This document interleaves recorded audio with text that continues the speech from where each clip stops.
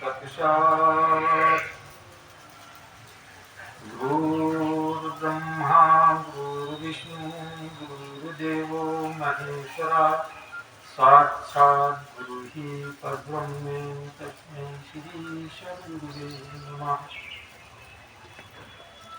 मायानंदं परम शुद्धं केवलं ज्ञानमूर्तिं वन्दातीतं गगनसदृशं तत्त्वमस्यादिलक्ष्यम् एकं नित्यं विमलमचलं सर्वधी साक्षीभूतं भावातीतं त्रिगुणरहितं तन्नमामि सद्गुरुवे नमः।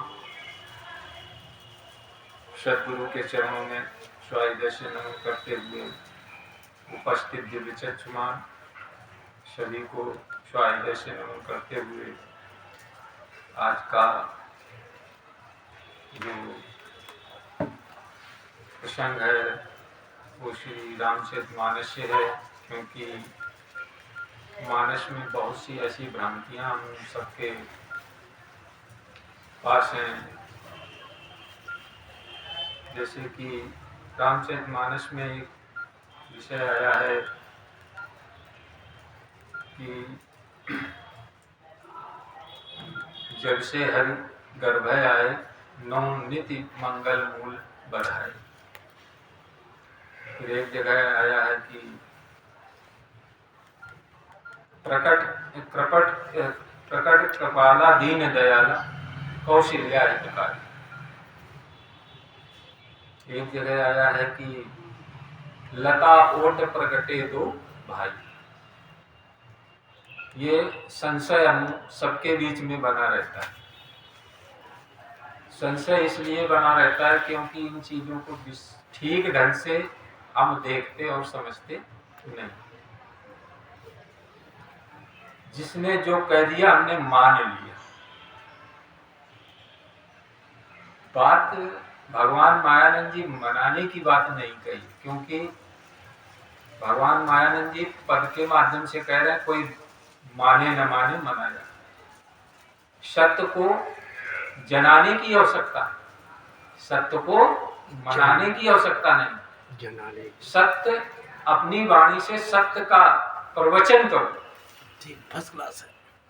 सत्य को दिखाने की युक्ति जो है वो हम सबके बीच उपस्थित करो, जिसके माध्यम से हम उस सत्य को जाने और पहचाने। तो हम सब शब्दों में व्याख्यान तो किया करते हैं, प्रत्यक्ष की अनुभूति न होने के कारण वो शब्द कोश बन करके और शब्दों में भ्रमित बना रहता है। जब से हरि गर्भ आए नौ नित्य मंगल मूल बने। ये प्रकृति का सिद्धांत है, ये हमारी बात नहीं। और गोस्वामी तुलसीदास जी ने जो ये लिखा है उनका भी कोई अपना मत नहीं था। ये प्रकृति का ही सिद्धांत। प्रकृति में जो जैसे आता है वैसे ही जाता है। जाने का जो मार्ग है उस तरीके जाने का है, और जिस प्रकार से आने का मार्ग है उस प्रकार से वो आता है। तो उन्होंने ये बात कही थी, जब से हरि गर्भ आए नवनीति मंगल मूल। प्रकट कृपाला दीन दयाला कौशल्या हितकारी। जब कौशल्या के गर्भ से भगवान राम का जन्म हो जाता है तो वो प्रकट हो जाते हैं। प्रकट का मतलब ये नहीं कि वो आसमान से आ गए, फट पड़े। हाँ, वो आसमान से नहीं आए। रामचरितमानस ठीक कह रही है, केवल हमारी ना समझ में ना समझ होना, यही बात गड़बड़ी आ जाती है कि हम रामचरितमानस का ठीक अर्थ नहीं लगा पाते। तो रामचरितमानस में जो स्वामी तुलसीदास जी ने अध्यात्म दृष्टि से जो उन्होंने सब रचा है, उस आधार से जब हम देखेंगे तो हमारी ये समझ में आएगा कि रामचरितमानस कह क्या रही है और हम समझ क्या रहे।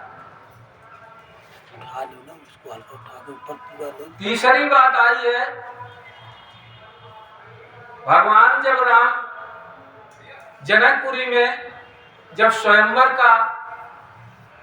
स्वयंवर हुआ तो वहां पर सभी राजाओं को निमंत्रण भेजा गया।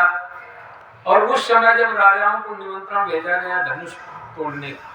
अब एक बात यहाँ पर ये आती, जो धनुष टूटने की जो बात आई थी, वहां धनुष तोड़ने की जो वो रखा गया था, प्रश्न रखा गया था, वो धनुष कोई ये धनुष नहीं था। ये जो आज हम अधिष्ठान रूपी भगवान मायानंद जी ने बताया कि बतासे अपने आगे रखना भूलना नहीं, उस समय सीता जी को इस विश्व रूप परमात्मा का यथार्थ बोध था और सीता जी ने यह संकल्प लिया था कि जिस दिन इस विश्व रूप परमात्मा का जो यथार्थ बोध करा देगा, उस परमपिता परमात्मा का मेरा उसी के साथ वर विवाह होगा।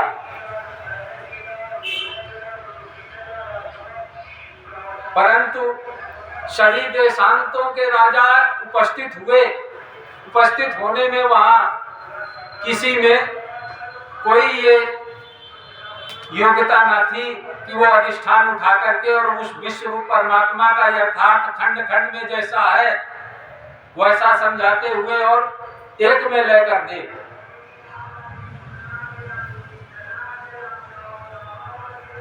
विश्वामित्र जी के साथ भगवान राम और लक्ष्मण ये भी वहां उपस्थित हुए थे, क्योंकि अयोध्या में निमंत्रण राम को या दशरथ को वहां नहीं भेजा गया था, परंतु विश्वामित्र के पास जो है यह शिक्षा ग्रहण के लिए राम और लक्ष्मण थे। तो विश्वामित्र जी को निमंत्रण मिला था। उस निमंत्रण मिलने में वहां पर ये राम और लक्ष्मण को साथ ले गए। वहां पर जब ये स्थितियां आई तो एक दो दिन ये चलता रहा। इसके बाद वहां पर ये जनक जी ने कह दिया कि क्या हम ये समझ लें कि ये धरा वीर पुरुषों से विहीन है? ऐसा कोई वीर ही नहीं है इस धरा पे जो हमारी सीता का ये अधिष्ठान जो रखा गया है उस अधिष्ठान को पूरा कर सके या हल कर सके। तो वहां पर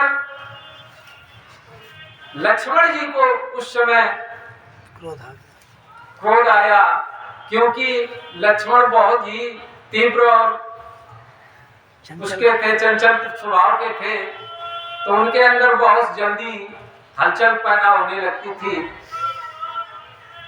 तो लक्ष्मण तुरंत उठकर खड़े हो गए।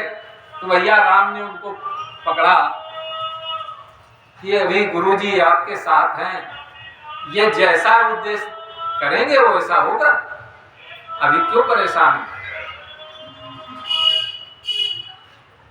तो उस समय विश्वामित्र जी ने कहा, भगवान राम से कहा, उठो राम, उठो राम भंजो भव चापा, उठो राम भंजो भव चापा, बेटो जाय जनक परितापा, उठो राम भंजो भव चापा, मिटे उठो राम भंजो सब चापा, मेटो जाय जनक परितापा। एक ये कहते हुए उन्होंने राम को अंकित किया और राम उस समय विश्वामित्र जी का आदेश पाकर के और वो खड़े हो गए।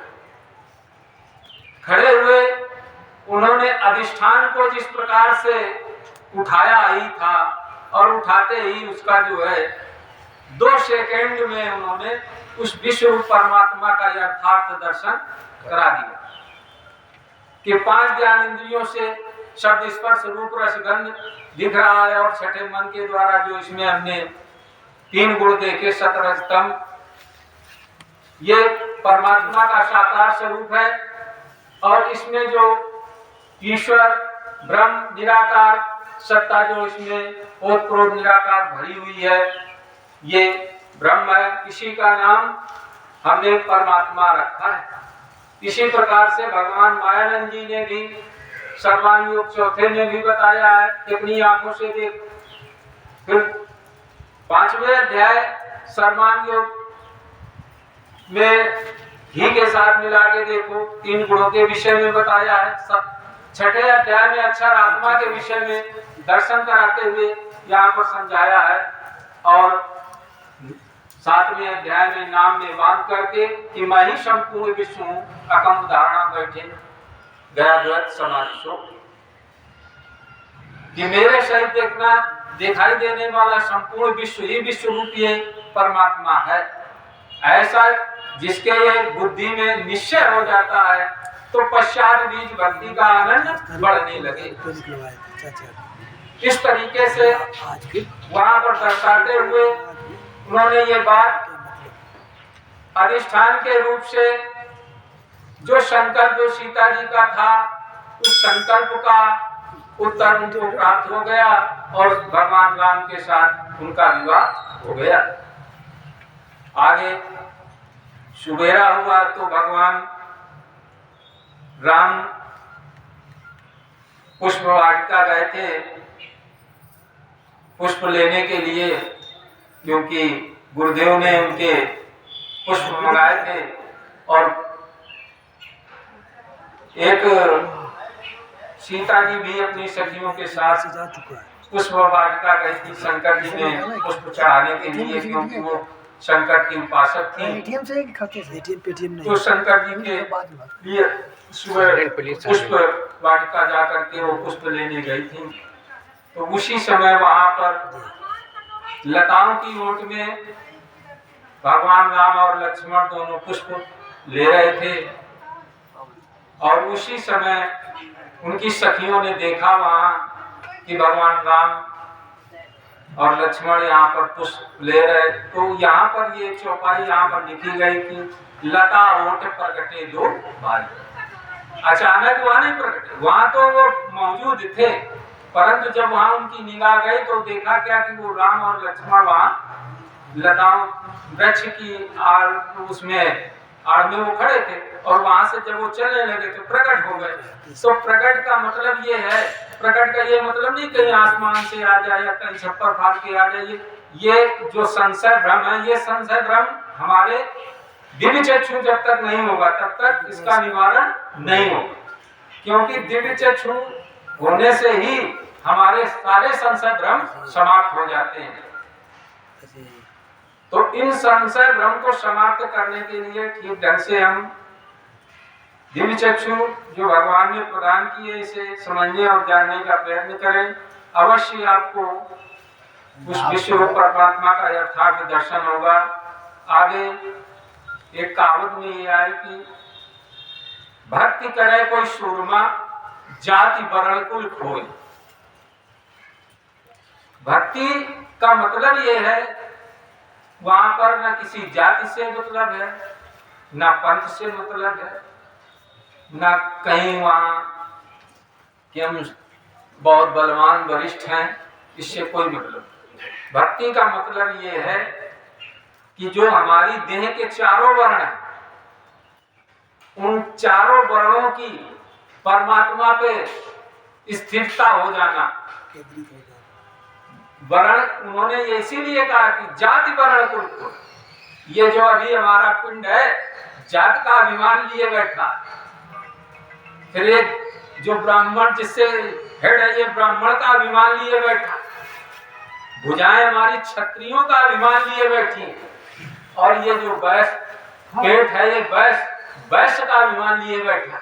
और ये जो पादुका है जो चलने जिसके ऊपर ये तीनों चल रहे हैं, ये शूद्र का अभिमान लिए बैठा। इन चारों से उपरांत अवस्था की दशा को जो प्राप्त होता है तब वो लोग कह रहे हैं, ये हमारे महान पुरुषों ने कहा कि भक्ति करे कोई सूरमा। इन चारों की उपरांत अवस्था की जो भक्ति करता है, इन चारों में जो फंसता नहीं, उसकी उपरांत जो अवस्था होती है वो भक्ति होती है। पता लगा ब्राह्मण तो भक्ति कर रहा, परंतु ये क्षत्रिय कह रहे हैं मेरे बल से हो रहा। शूद्र कहता है कि मैं नहीं चलूंगा तो तुम कुछ कर सकते नहीं। वैसे कहता अगर हम उधर प्रकृति की व्यवस्था नहीं करेंगे तो इस पिंड का संचार कभी हो ही नहीं सकता। सबके सब अधूरे, तो कहा सब मेरे तो ये सब चारों वर्ण अपनी अपनी खींचातानी में लगे। आज ये अज्ञानता का जो स्वरूप है, इन चारों को बिगड़ जाने से ही हमारे मानव समाज में अज्ञानता का स्वरूप है। बिगैर इन चारों के हम कुछ कर सकते ही नहीं। चारों को एक करके ही जब हम चलेंगे तभी हम सुख और शांति आनंद की अनुभूति कर सकते हैं। अगर इनमें चारों की अलग अलग भिन्नता रहेगी तो ना तो सुख आ सकता है, ना आनंद मिल सकता है, ना शांति आ सकती। रामचरितमानस में कहा हरे शिष्य धन शोक न हरे ते गुरु घोर नरक में पड़े। इस तरीके से जो विद्या को नहीं देता, नहीं समझाता, उसके मात्र खाली धन को हरण करता है, कहा वो नरक के भोगी होते हैं। तो जितना जाने ठीक ढंग से हम अपने कार्य को अच्छी तरीके से ज्ञान में परिपक्व अवस्था से जिसे हम बताएं उसे ठीक ढंग से समझाएं और जनाएं, जिससे हमारे सभी भाइयों बहनों का ठीक ढंग से उद्धार हो और जो भी उसके अंदर अशांति का जो चल रहा हो, संशय भ्रम, वो समाप्त हो, जिससे आपका तो जीवन धन्य होगा ही और आने वाली पीढ़ी का भी जीवन धन्य हो जाएगा। आज तो अपनी वाणी को विश्राम देते हुए बोलो सद्गुरु भगवान की जय।